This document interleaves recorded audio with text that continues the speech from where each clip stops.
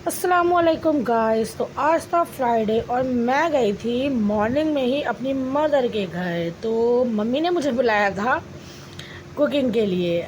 Actually हुआ क्या था कि मम्मी के घर पे बिजनौर से मेरी खाला आई हैं और उनकी बेटी। तो और आए तो बहुत सारे लोग हैं, लेकिन वो लोग मामू के यहाँ थे अभी। लेकिन अम्मी के पास जो हैं सिर्फ मेरी खाला और उनकी बेटी आ गई थी, तो उनके लिए दोपहर का खाना बनाना था और अम्मी ने मुझे बुलाया था। तो मैंने जल्दी जल्दी जाके सेकी वहाँ पर रोटियाँ। और देख लीजिए, मैं काम करती हूँ गाइस। ऑफिस भी संभालना और घर भी संभालना एक औरत के अंदर बहुत बड़ी खूबी है। सिर्फ एक औरत ही संभाल सकती है ये सारी चीज़ें। मल्टीटास्किंग जो होता है ना, वो सिर्फ हुनर अल्लाह ताला ने एक औरत में ही दिया है। और प्लीज़ इस चीज़ को लेके कोई भी नेगेटिविटी में मत जाइएगा। तो ये सिर्फ मैं बोल रही हूँ और ये हकीकत बात भी है कि औरत जो है माशाल्लाह घर और बाहर दोनों संभाल सकते हैं। यहाँ अम्मी मुझसे कह रही हैं रूह अफ़ज़ा पी ले, रूह अफ़ज़ा पी ले दूध का। मैंने कहा बिल्कुल भी नहीं, मैं चूल्हे आगे खड़े होकर कुछ भी नहीं पीऊँगी और ठंडी चीज़ तो बिल्कुल नहीं। क्योंकि मेरी अम्मी शायद भूल सकती हैं, लेकिन मैं अपनी नानी की कही हुई बातों को कभी नहीं भूल सकती कि चूल्हे आगे खड़े होकर ठंडा पानी या ठंडी चीज़ नहीं खानी चाहिए। इससे कलेजे के ऊपर इफ़ेक्ट पड़ता है और यही चीज़ डॉक्टर्स वगैरह भी कहते हैं। तो मैं जब बहुत ज़्यादा रिलैक्स हो जाती हूँ, कमरे में जाकर बैठ जाती हूँ, तभी मैं पानी या कोई ठंडी चीज़ लेती हूँ। तो देख सकते हैं गाइस, मेरे पापा को मेरे हाथ की रोटियाँ बहुत पसंद हैं। तो देख लीजिए, मुझे रोटी पकानी भी आती है और मुझे माशाल्लाह से सारी कुकिंग आती है। तो ये रही मेरी रोटी जो मेरे पापा को और मेरी अल्लाह बख्शे मेरी नानी को मेरे हाथ की रोटी बहुत पसंद थी। अम्मी मुझसे कह रही हैं कि भाई बता कर जाना तुम अपने टिप्स एंड ट्रिक कि तुम रोटी कैसे बनाती हो।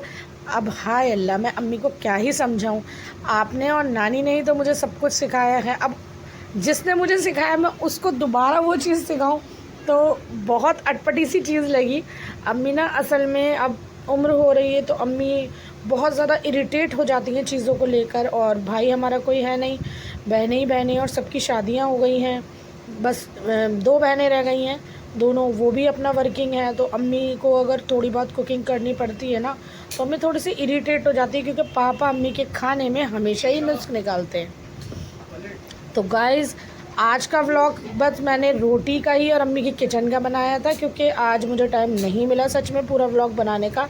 तो मेरा व्लॉग देखकर बताइएगा और कमेंट प्लीज़ करिएगा। आप लोग मुझे बिल्कुल लाइक नहीं मिल रहे, व्यूज़ नहीं मिल रहे, मैं वापस जो है रिवर्स गियर में जा रही हूँ। तो प्लीज़ प्लीज़ प्लीज़ हाथ जोड़कर आप लोगों से रिक्वेस्ट है कि मेरे व्लॉग छोटे छोटे होते हैं भले ही, अगर आप लोगों को अच्छे लगते हैं और मेरी बातें आपको थोड़ी बहुत कहीं भी लेडीज़ को मोटिवेट करती हैं, तो प्लीज़ मुझे लाइक करें, सब्सक्राइब करें, कमेंट करना ना भूलें। और प्लीज़ मुझे अपनी अच्छे अच्छे कमेंट्स में बताएं कि हाँ भाई, मेरी थोड़ी बहुत दिनचर्या, कॉमेडी वीडियो और मैं अपने बच्चों के साथ जो थोड़ी बहुत मस्ती करती हूँ बाहर का, घर का, या जो भी मैं कॉट्स वगैरह डालती हूँ, तो वो कैसे होते हैं।